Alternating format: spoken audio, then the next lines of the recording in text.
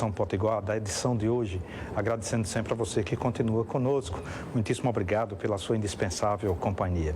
Neste bloco nós temos o prazer de receber o poeta, o escritor Francisco de Assis da Silva, que vai lançar o livro neste sábado, A Lenda do Salto da Onça.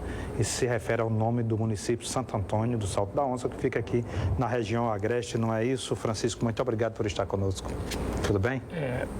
Queria dar um bom dia a todos os telespectadores, né, da TV Potengi e aproveitar o seu programa, que tem audiência lá na minha cidade, para convidar para neste sábado, dia 5 de março. Vai ser aonde? Vai ser lá no Ideal Colégio e Curso, que na horas? cidade de Santo Antônio do Salto da Onça, às 19 horas. Meu caro, estou vendo aqui o seu livro, A Lenda, vou mostrar aqui para o nosso telespectador, A Lenda do Salto da Onça. Você pode, claro que não vai contar tudo que está aqui no livro, mas é uma lenda. Diz que a onça deu um salto lá, e como é que foi isso? Eu gostaria de iniciar dizendo que eu nasci e me criei na margem do rio Jacu, né? Certo. No lugar onde possivelmente poderá ter acontecido, a gente não pode precisar com certeza, né, dizer que aconteceu, mas eu cresci ouvindo meus avós contando essa história. E eles diziam que cresceram ouvindo os avós deles contando. E como as terras em volta da pedra, onde supostamente esse assalto hoje pertence à minha mãe por herança, né, que sempre pertenceu à minha família, eu achei muito pouco na literatura o que tem escrito sobre essa lenda. E eu, desde criança, que eu tinha curiosidade, eu dizia, poxa... Então você foi pesquisar? Fui pesquisar porque o primeiro relato que a gente tem dessa lenda é de 1922, com Manuel Dantas, no livro Homens de Outrora, mas ele cita apenas um trecho muito pequeno, muito pouco, que não dá para você. Ele só cita que existia uma pedra onde uma onça atacou um caçador e o caçador abateu a onça, só isso. No ar? É. Aí, em 1968, o nosso mestre Luiz da Câmara Cascudo escreveu um livro, Nomes da Terra, onde ele fala toda a toponímia do Rio Grande do Norte. Aí ele simplesmente escreveu a mesma coisa que Manuel Dantas escreveu em 22, ele reescreveu... Está lá, em Nome da Terra, eu tenho o livro. E ele também faz menção sobre o Salto do Urso, lá uma cidade francesa, que ele tenta comparar as duas lendas uma com a outra. Quer dizer, muito pouco, né? Muito pouco. E o que você conseguiu... porque vem da sua família, lá do habitat da sua família. Isso. O que mais você acrescentaria a essa lenda? Aí, como meu avô nasceu lá, e cresceu ouvindo, e eu também cresci brincando às margens do rio lá. Eu estive lá, fui fotografar a Pedra do Salto. E eu disse, não, bicho, eu tenho que colocar, tem que ter uma história, né? Porque toda a história que tem de Santo Antônio, ela começa em 1850. Não, em 1850, a chegada de Ana de Pontes, mas antes de Ana de Pontes, não tinha nada antes de Ana de Pontes. Se Ana de Pontes ela adquiriu terra, porque já existia alguém. Então eu fui buscar desde as Seis Marias, né? Desde que foi pedida as terras ao rei de Portugal, as primeiras pessoas, o primeiro povoado, como foi se formando, como surgiu esse mito da lenda, né? Mas o mito da lenda se parece com esse que está no livro de Cascudo, por exemplo? Tem algumas semelhanças, né? Só que a gente tentou enriquecer com os detalhes que meu avô contava. Mas eu faço questão de deixar claro que, apesar de eu ser historiador, eu não quero fazer dessa obra um livro histórico, dizer que a universidade tem que estudar isso. Não, eu quero deixar claro que isso é uma lenda, né? Que eu cresci ouvindo meu avô contando isso. Eu simplesmente quis passar para o livro as histórias que meu avô contava. E o município nunca teve outro nome, não, além de Santo Antônio de Salto da Onça? Isso antes da emancipação, que foi em 1892, os primeiros moradores já se autodenominavam como Salto da Onça, né?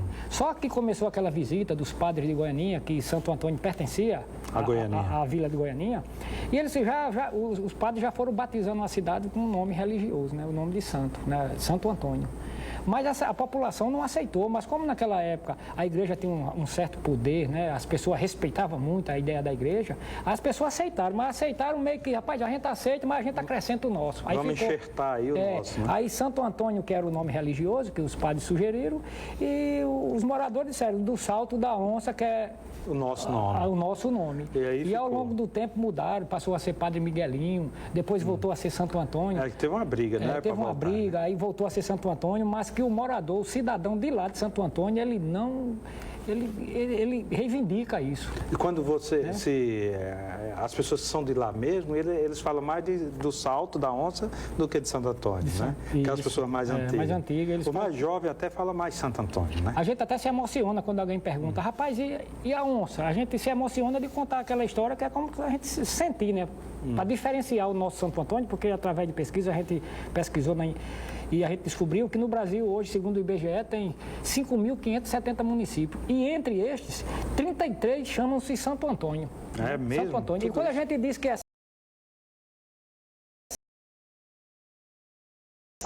então, existe até projeto na Câmara de um dos vereadores lá da nossa cidade que quer mesmo colocar o nome da cidade, né? Tem um projeto de lei que ele sugeriu para ver se a gente consegue transformar o nome da cidade de Santo Antônio para Santo Antônio do Salto da Onça. Mas isso é um trabalho que requer... Na população já é, no sentimento popular já é, né? Popularmente o povo já se... Então, se já é para a população... No imaginário das pessoas. No imaginário popular, isso já é suficiente, já é importante, né? Mas se puder ter uma legislação que ratifique o sentimento popular, melhor ainda, né? Você acha que passa esse projeto? Eu acho que passa. Inclusive, hoje eu dei uma entrevista lá numa emissora de rádio, que o radialista, ele é um dos que está encabeçando essa proposta. Ele, inclusive, ele disse que já levou para a Câmara, né? Mas ele disse que tem que passar... Ele disse que é complicado, né? É complicado porque tem que ter uma abaixo-assinada, a maioria dos moradores tem que assinar, aí tem que vir para Natal, para o governo do Estado. Para a Assembleia Legislativa. Para a Assembleia Legislativa, para homologar isso, e tem alguns trâmites que tem que ser seguidos, né? E você já está pensando no outro livro ou, por enquanto, vai estar curtindo aqui o lançamento deste? Por enquanto a gente vai focar neste terceiro, essa é minha terceira obra lá. Sua terceira obra. Quais são os títulos dos dois primeiros? O primeiro foi Poemas da Minha Terra, que foi um livro voltado para as pessoas de lá da minha cidade. O meu segundo livro foi a biografia de um autodidata lá de São José de Campestre, que foi gerente da fazenda Teodorico Bezerra. Eu achei muito interessante a história dele, porque ele começou como peão, cavando açude. E lá dentro da fazenda Teodorico, na fazenda Irapuru, que era o maior latifúndio que Teodorico Bezerra tinha, ele conseguiu chegar a gerente da fazenda, né?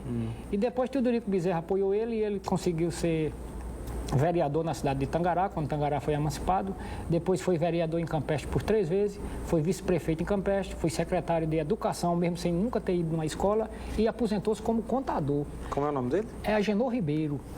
Eu achei interessantíssima a história dele, porque o cara nunca foi na faculdade, conseguiu aprender sozinho, e ele disse para mim, Francisco, eu aprendi a ler lendo cordel, né? Isso é uma beleza, né? Cordel. Cultura popular. Cultura popular. Perfeitamente. Francisco de Assis da Silva, então, que horas vamos de novo aqui? É sábado, 19 horas. No Ideal Colégio de Curso. No Ideal Colégio de Curso, todo mundo lá pegar o autógrafo de Francisco de Assis. Muito obrigado. E parabéns, viu, pela iniciativa. Muitíssimo obrigado a você que nos acompanha, muitíssimo obrigado pela sua audiência, pela sua indispensável companhia. Tenham todos um ótimo e produtivo dia. Até mais.